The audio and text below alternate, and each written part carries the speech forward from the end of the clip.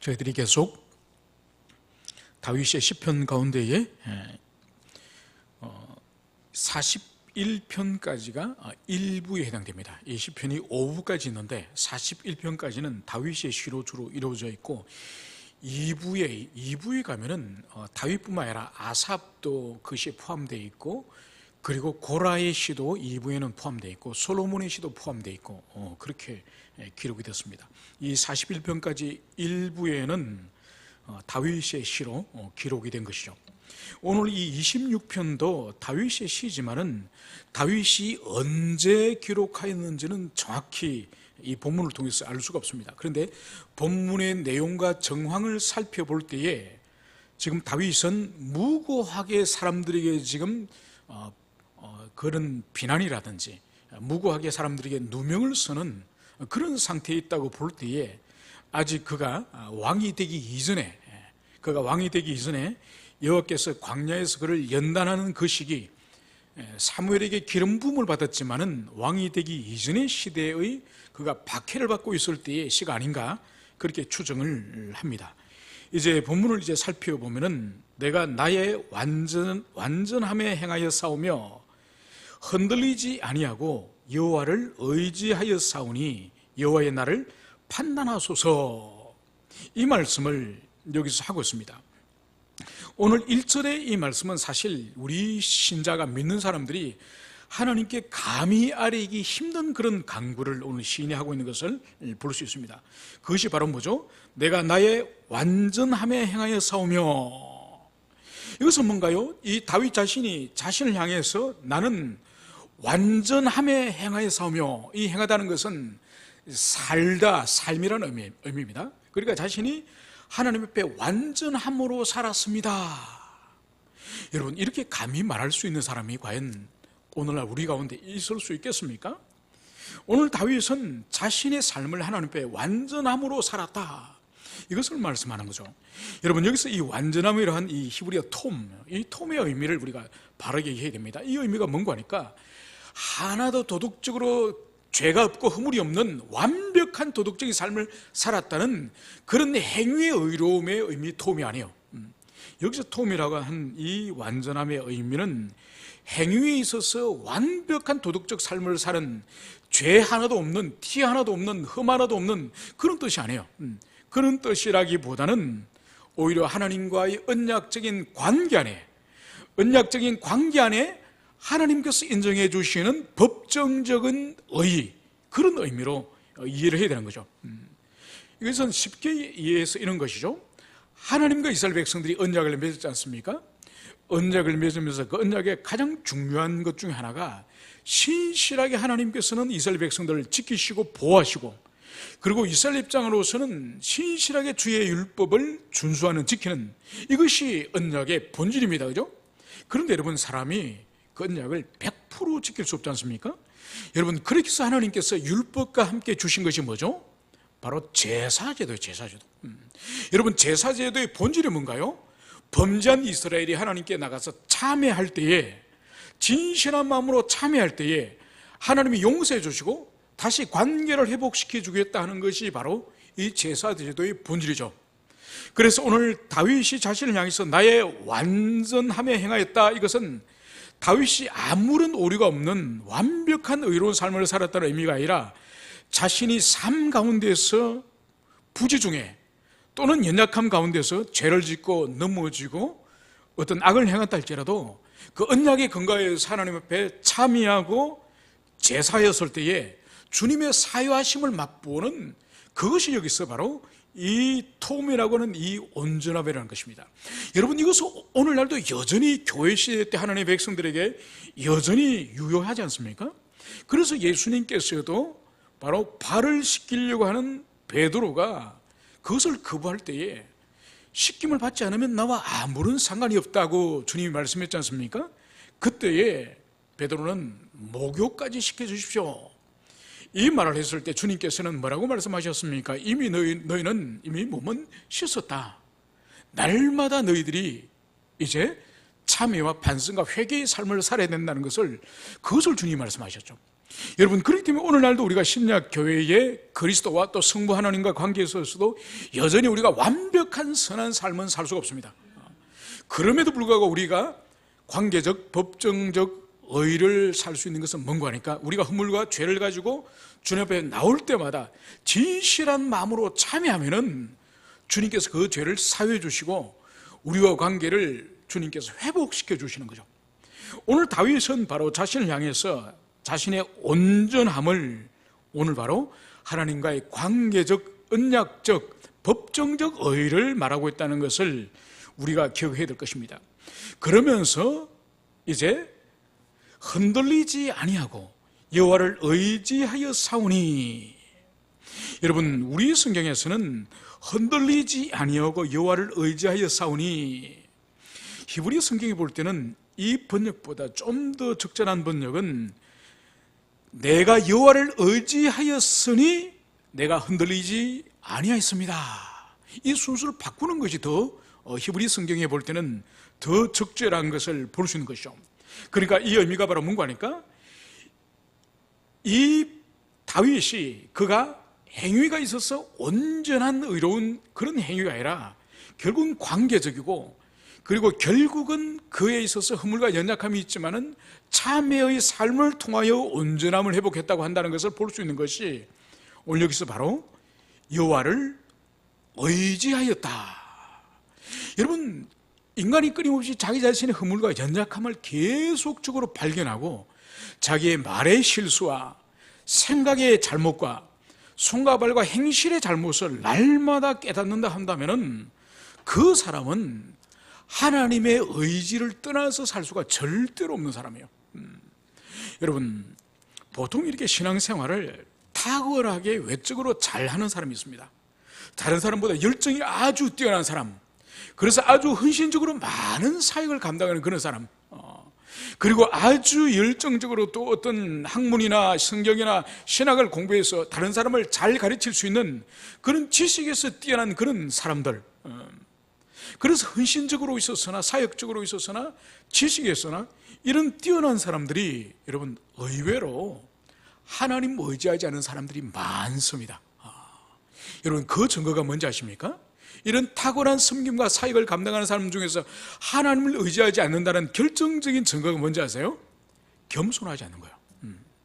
여러분, 겸손하지 않는 사람 치고 하나님 의지하는 사람은 없습니다.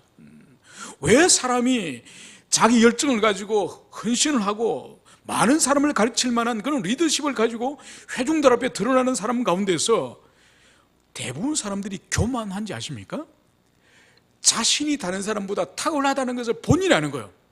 본인이 그것을 알고 그러면서 하나님의 도움이나 하나님을 간절히 의지하기보다는 자신이 가지고 있는 자원으로도 충분히 가르칠 수 있고 충분히 사역할 수 있고 충분히 다른 사람보다 열정적으로 헌신할 수 있기 때문에 하나님을 의지하지 않는 거예요. 여러분, 그렇기 때문에 하나님을 의지하지 않는 사람의 모든 사람은 교만한 사람이에요. 왜냐하면 자기를 신뢰하기 때문에, 자기를 신뢰하기 때문에. 그래서 오늘 다윗은 오늘 자신이 흔들리지 않는 이유, 이 흔들리지 않는 이유가 바로 하나님을 의지하기 때문이다. 여러분, 여기서 우리 한글 성경에서는 흔들리다라고 번역했지만은 이 단어의 이 의미 가운데 또 다른 의미는 뭔가 하니까 실족하다. 그러니까 발을 어디에 헛디뎌서 넘어지는 것이 실족이지 않습니까? 그러니까 하나님을 항상 의지하고 그분 앞에 항상 겸비한 태도로 살아가는 사람에게 있어서는 실족함이 없는 거예요. 그러니까 자신이 실족함이 없을 뿐만 아니라 다른 사람을 실족시키지 않는 거예요. 여러분, 그래서 우리 그리스도인들에게는 항상 삼가야 되는 것 중에 하나가 바로 자신이 실족하지 않을 뿐만 아니라 다른 사람을 또 실족시키지 않아야 돼요. 여러분, 이 두 가지가 다 동일합니다. 여러분, 어떤 지체들 가운데 이런 지체들 볼 수 있습니다. 나는 뒤끝이 없어. 그러니까 막 사람들 앞에 할 말을 다 해버리고 성질 부릴 거 다 내버리고 자기 마음대로 다 하고 나서 야, 없는 걸 하자. 나는 뒤끝이 없는 사람이야. 여러분, 이런 사람 있죠. 이런 사람은 반드시 다른 사람을 실족시킬 위험을 가지고 있습니다. 그래서 항상 우리 실족이라는 이 단어 앞에서 내가 항상 하나님 앞에 겸비하여서 겸손하여서 내가 흔들리지 않고 실족하지 않는 이것과 나의 언행을 통해서, 나의 말이나 행동을 통해서 다른 사람을 실족시키지 않아야 된다고 하는 이 두 가지 명제를 깊이 우리가 생각해야 되는 거죠. 그래서 다른 사람을 시험에 빠뜨리거나 실족시키는 것이 얼마나 큰 죄인지 우리 예수님께서 친히 말씀했지 않습니까? 작은 소자를 하나 실족시키는 자는 차라리 그 사람은 연자맷돌을 목에 매달고 바다에 빠질 것이라.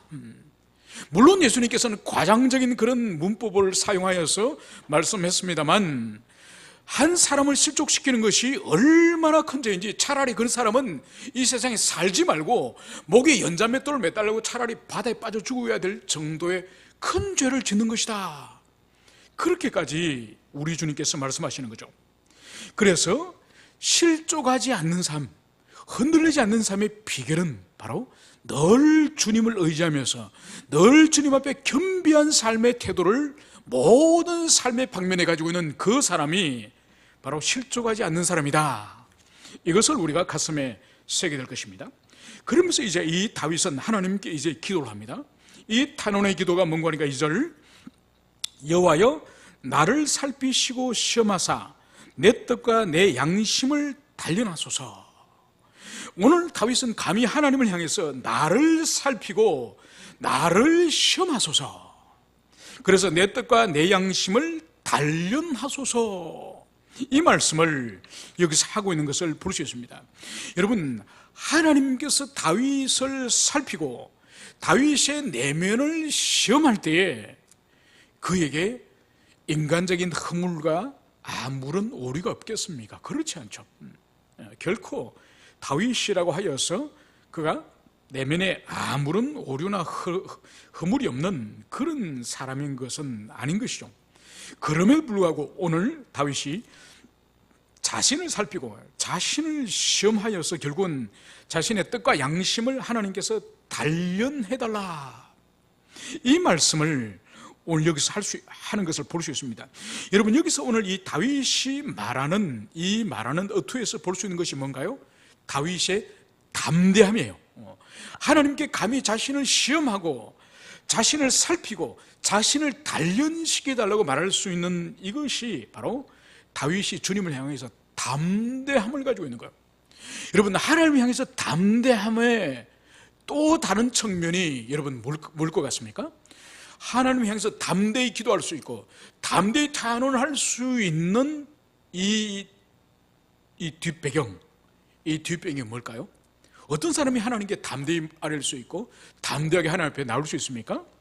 그것은 바로 하나님과의 친밀한 관계, 바로 하나님과 친밀하기 때문에 하나님 앞에 담대한 거예요. 제가 오래전에 어떤 미국 정치에 관한 책을 보다 보니까 존 F 케네디 대통령이 백악관에서 집무를 할 때에 그 백악관 그 집무실이 어떤 집무실입니까? 전 세계 대통령이 할 수 있는 곳이 미국 대통령 아닙니까? 그런데 그 앞에 작은 꼬마애가 세발 자전거를 타고 다니는 거예요. 아버지 집무실 앞에. 누군가는 케네디의 자식이죠, 자식. 그러니까 거기 합참의장이라든지 비서실장이라든지 국무장관이라든지 부통령이라든지 그런 사람은 다 긴장된 마음을 가지고 대통령 집무실에 들어오지만은 그 대통령의 아들이 세발 자전거 타고 아버지 방인데 아무런 두려움 없이 거기 세발 자전거 타고 그 아버지 집무실을 왔다 갔다 하는 거죠. 바로 뭔가요? 그 아이가 겁없이 담대할 수 있는 것은 아버지라고 하는 친밀감 때문에, 그런 담대한 행동을 할 수 있는 거죠. 여러분, 다윗의 동일한 시 25편, 바로 우리가 읽었던 이 바로 위에 14절에서 이렇게 말씀을 하고 있습니다. 여호와의 친밀하심이 그를 경외하는 자들에게 있으며. 여러분, 하나님 편에서 우리에게 친밀함을 보여주시는 이 친밀함은 하나님이 어떤 인생들에게, 어떤 사람들에게 하나님이 친밀함을 보여주신다고요? 바로 하나님을 경외하는 자에게. 하나님을 경외할 때에 하나님 편에서 우리에게 친밀함을 보여주는 거예요. 그래서 하나님 편에서 우리에게 친밀함을 보여줄 때에 우리가 담대히 하나님께 기도할 수 있고 담대히 나갈 수 있는 거예요. 여러분, 이것이 우리의 신앙에 있어서 우리가 두고 마음에 새게 되는 거예요. 우리가 담대히 주님 앞에 엎드리고 친밀하게 주님 앞에 나가는 사람은 아무나 그렇게 주님이 그 친밀함을 보여주는 것이 아니에요. 바로 우리가 하나님을 경외하는, 그분을 향해서 두렵고 떨림으로 그분 앞에 나가는 그런 자를 향해서 하나님 편에서는 친밀함이라고 하는 이 은혜를 베풀어 주시고, 이 친밀함의 은혜를 받은 자들이 담대하게 기도할 수 있는 거예요. 여러분, 그렇기 때문에 하나님 앞에 죄를 짓고 하나님의 부끄러운 삶을 살고 하나님 앞에 주님이 기뻐하지 않는 삶을 사는 사람에게는 친밀함이 없습니다. 하나님 앞에 담대히 나갈 수가 없습니다. 하나님은 항상 불편한 존재고 항상 자신의 허물을 트집을 잡는 그런 존재로서 경험되어지는 거죠.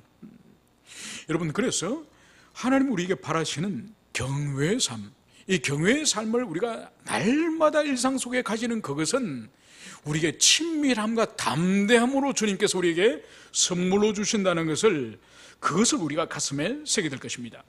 이제 3절에서는 다윗은 이렇게 말씀을 하고 있습니다. 주의 인자하심이 내 목전에 있나이다. 여러분, 이것은 잠시 전에 말씀드렸던 경외자를 향한 이 친밀함의 이 주님이 주신 선물, 이거와 동일한 것이죠. 바로 주의 인자하심, 하나님의 그 헤세드, 그 하나님의 자비하심이 어디 있다고요? 내 목전에 있습니다. 하나님의 인자하심이 멀리 떨어져 있는 것이 아니라 바로 이 다윗의 목전에 있음을, 그것을 여기서 보여주는 거죠. 여러분, 인간이 최초로 하나님을 바로 경외의 삶이 아닌 두려움의 삶으로 변환되어진 최초의 기록이 어디에 등장하죠? 바로 창세기 3장에 하나님께서 날마다 이 아담과 하와를 찾아와서 에덴 동산에서 거니시면서 이 두 인생과 하나님께서 교제하지 않았습니까? 그렇게 친밀함으로 다가와서 교제하였는데, 이 아담과 하와가 범죄하여서 하나님을 그들이 떠날 때에 이제 하나님이 다른 날과 동일하게 에덴을 찾아왔을 때에 두 사람의 태도는 이전과 어떻게 달라졌습니까? 바로 하나님을 두려워하여서 하나님을 피하여 숨는 것이죠. 오늘 이 다윗을 보십시오. 주의 인자하심이 내 눈앞에 있습니다. 여러분, 하나님을 피하여서 나무 뒤에 숨는 아담과 하와의 그 모습과 하나님 인자하심이 지금 자신의 눈앞에 있다고 하는 이 다윗의 고백이 하늘과 땅의 차이지 않습니까? 여러분, 우리에게도 이것이 있어야 되는 것이요. 여러분, 가장 주님이 주시는 최고의 복은 우리의 목전에, 우리의 눈앞에 하나님의 인자하심이 있습니다. 내 삶의 모든 영역에 하나님의 보살피심과 하나님의 사랑과 하나님의 자비하심이 내 삶의 모든 영역에 있습니다.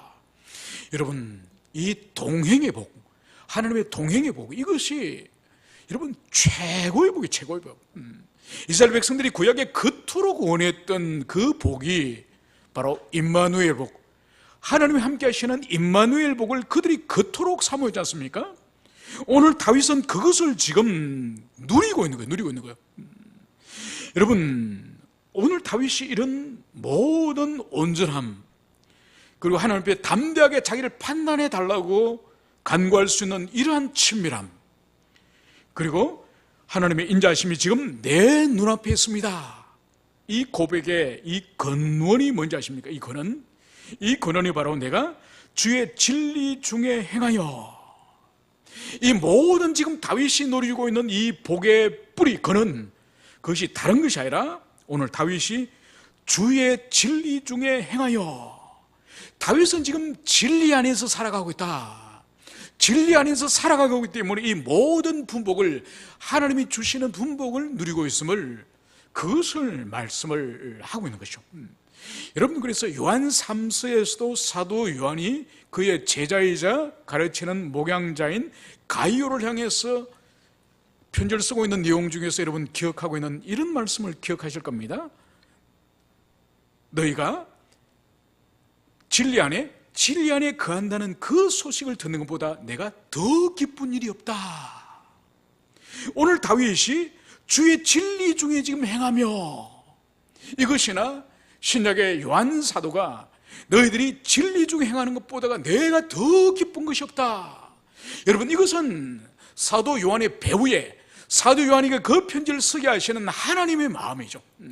그러니까 단순히 이 요한이 가요를 비롯하여 그 교회 공동체가 하나님의 말씀을 사랑하고 그 말씀을 지금 지키며 산다는 것을 요한이 기쁠 뿐만 아니라 요한에게 지금 서신을 기록하게 하시는 하나님의 기쁨임을, 그것을 보여주는 거죠. 그래서 다윗에게 있어서나 요한에게 있어서는 동일하게 하나님이 기뻐하시는 것이 바로 뭐라고요? 바로 주의 진리 안에 거하는 삶, 진리 안에 사는 그 삶을 하나님이 기뻐하심을 오늘 여기서 다시 한번 살펴보고 있습니다. 그러면서 이제 진리 중에 거하기 때문에, 진리 안에 살기 때문에 이제 이 다윗은 이제 어떻게 자신이 살았으며 또 앞으로도 어떻게 살 것인지 하나님 앞에 오늘 결단하는 장면이 오늘 4, 5절 두 장면이 자신이 진리 안에 있다는 의미, 진리 안에 산다는 의미가 현실 구체적인 삶에 있어서, 구체적인 생활에 있어서 진리 안에 산다는 것이 도대체 뭔지를 오늘 다윗은 고백을 합니다. 첫 번째로 허망한 사람과 같지 않지 아니하며. 여러분, 여기서 허망하다는 이 의미가 어떤 의미가 하니까 이것은 망령되다, 허탄하다, 무가치하다 이런 의미가 있지만은, 그러면 이 기준이 뭔가? 망령됨의 기준, 허탄함의 기준, 이 무가치하다는 이 기준이 뭔가? 이것은 하나님의 계시예요. 하나님의 뜻, 하나님이 기뻐하시는 당신의 뜻으로부터 벗어난, 당신의 뜻을 거스르고 반대하는 그것이 바로 허망한 것을 말하는 거죠. 그래서 허망한 사람이라는 것은 하나님의 계시의 말씀을 대적하거나 그 계시의 말씀을 짓밟고 그 계시의 말씀에 역행하는 그런 무리를 허망한 사람, 그렇게 말하는 것이죠. 그래서 오늘 다윗은 그런 하나님의 계시를 무시하고 짓밟는 그런 허망한 사람과 같이 앉지 않는다. 여러분, 같이 앉지 않는다는 이 말씀을 다윗이 시편 1편에서 하지 않았습니까? 그죠? 복 있는 사람은 오만한 자의 자리에 앉지 아니하며. 여러분, 그 말씀과 일맥상통을 하는 거죠. 그러니까 이 다윗은 하나님을 경외하고 그분이 주신 계명을 사랑하기 때문에 그분을 경외하지 않고 그분의 계명을 경외하지 않는 그런 인간들하고는 함께 자리를 앉지 않겠다, 이 말씀을 여기서 하고 있는 것이죠. 여러분, 이것은 오늘날 우리에게 적용을 해봅시다. 오늘날 우리가 이 세상을 살아가면서 교회된 우리 자신뿐만 아니라 우리가 이 세상을 함께 살아갈 때에 많은 사람들이 불신앙 가운데에, 심지어 교회 다닌 그리스도인들조차도 불신앙 가운데 살아가는 그런 사람들을 봅니다. 그래서 오늘날은 다원주의 사회이고 많은 그런 가치관과 세계관이 함께 공존하는 그런 시대이기 때문에 이 세상의 일반적인 원리는 니도 맞고 나도 맞고, 니도 옳고 나도 옳고, 그래서 우리 사회 평화를, 이것이 이제 이 일반적으로 세상의 그런 분위기예요. 그러나 오늘 성경은 명백하게 보십시오. 다윗은 허망한 사람과 함께 자리를 앉지 않는다, 이 말씀을 하는 거예요. 그렇기 때문에 우리가 이 세상에서 살아갈 때에 하나님의 명백한 계시를 거스르는, 명백한 계시를 거스르는 그런 사람과 우리는 함께 할 수 없는 거예요. 함께 앉을 수 없는 거예요. 여러분, 이번 주에 민법을 개정을 지금 한다고 그러더군요. 그 민법 개정 가운데 어떤 규정인가 하니까 60년 전에 1960년도에 만든 민법 가운데에 이 자녀에 대한 부모의 이 징계권, 이 훈육권을 이제는 삭제하는 이 조항을 만듭니다. 그 취지가 뭔가 하니까 이 어린아이들은 연약하지 않습니까? 부모에 비해서, 부모가 가진 물리적인 힘이라든지 아니면 어떤 경제적인 능력이나 이런 것에 비해서 이 어린아이들이, 유치원생이나 초등학생들이나 이 어린아이들이 얼마나 연약합니까? 그죠? 그래서 부모의 비인격적인 폭력에 의해서 이 아동의 인권이 억압되지 않도록, 아동의 인권이 이제 박탈되지 않도록, 고통을 당하지 않도록, 그래서 이 부모의 이 징계권을 이제 민법에서 폐지하여서, 그래서 그것을 어길 때에 자녀들은 부모를 경찰에 신고할 수 있도록 합법적인 그런 것을 지금 만든다고 합니다. 여러분, 이것은 타당성이 있죠. 전혀 우리가 부인할 수 없습니다. 얼마 전에 저기 지방의 어느 도시에서 자식을 마치 개처럼 묶어가지고 몇 년간 학대했던 그런 사건을 우리가 듣지 않습니까? 그리고 자녀를 죽이기도 하고 자녀를 가방에 넣어서 돌아다니기도 하고, 그래서 엄청난 사회적인 파장을 불러일으켰습니다. 확실히 그런 부모는 사회적인 처벌을 받아야 마땅합니다. 확실히 어린아이들은 부모의 가지고 있는 권력에 비해서 약하기 때문에 보호되어야 마땅합니다. 여러분, 그러면서 이 민법의 폐지와 함께 또 하나가 지금 국회에서 통과되려고 하는 것이 바로 뭔가요? 낙태죄의 완전 폐지예요. 여러분, 형법에서 낙태죄가 완전히 폐지되면 낙태는 더 이상 범죄가 아니에요. 여러분, 여기서 우리가 논리적 모순을 발견하지 않습니까? 유치원 다니고 어린아이들 초등학교 다니는 이 아이들은 부모의 비인격적인 그런 폭력에 의해서 그 아이들의 인격을 보호해야 된다고 한다면 그 유치원과 영아보다 더 힘이 없고 무기력한, 전혀 저항할 수 없는 이 자궁 속에 있는 이 태아는 더 사실 무능력하고 자신을 보호하고 지킬 수 있는, 항변할 수 없는 그런 능력을 가진 아이가 아닙니까? 그런데 그 아이들은 마음대로 낙태할 수 있는 법을 만든다면 여러분, 이거는 미친 나라가 아니에요. 이것은 제정신이 있습니까? 엄마 뱃속에서 나온 아이는 인권을 보호해주고, 그래서 부모로 하여금 징계도 못하도록 법으로 만들면서 뱃속에 있는 아이는 가위로 잘라서 토막을 해서 내도 된다. 이것이 무슨 나라입니까? 여러분, 이것은 우리 그리스도인이 볼 때는 오늘 여기서 허망한 사람들이에요. 허망한 자들과 그들과 함께 자리에 앉아서는 안 되는 거예요. 여러분, 우리는 이 세상이 아무리 다수결로 법을 만들고 다수결로 가자 하더라도 하나님의 계시, 하나님의 진리 말씀에 근거해서 그것은 악이요, 그건 하나님의 뜻을 거스르는 것은 우리는 같이 갈 수 없습니다. 명백하게 허망한 사람과 같이 앉지 아니하사오니, 다윗은 명백하게 자신은 하나님의 계시와 하나님의 뜻을 거스르는 그런 사람들과 자리를 함께하지 않았다, 이 말씀을 여기서 하고 있습니다. 그리고 두 번째로 오늘 다윗은 이제 주의 진리 중에 행하는 이 삶이, 오늘 두 번째는 뭔가 하니까 4절 중반에 간사한 자와 동행하지도 아니하리니이다. 여러분, 여기서 간사한 이 알람, 히브리어 알람, 이 의미가 뭔가 하니까 이것은 숨기다는 뜻이에요. 이 숨기는 건 뭔가 하니까 자신의 본래의 뜻을 숨기고 밖으로 드러내는 것은 다른 가짜를 드러내는. 여러분, 가장 이 알람, 이 숨기다의 이 전형적인 모델이 누군가 하니까 에덴에서의 뱀이에요, 뱀. 에덴에서 이 사탄이, 뱀이 아담과 하와를 향해서 선악과를 먹으라고 유혹할 때 어떤 뉘앙스로 인간에게 선악과를 먹도록 권유를 합니까? 유혹을 합니까? 바로 하나님은 너희들의 자유를 억압하는 존재이고, 너희들은 하나님의 억압으로부터 자유할 수 있는 길은 이 선악과를 먹는 날은 너희들도 하나님처럼 되고 신적 존재가 되고 더 이상 하나님의 지배와 하나님의 간섭을 받지 않는 너희들이 진정으로 해방과 자유를 누리는 그런 수단이 이 선악과야.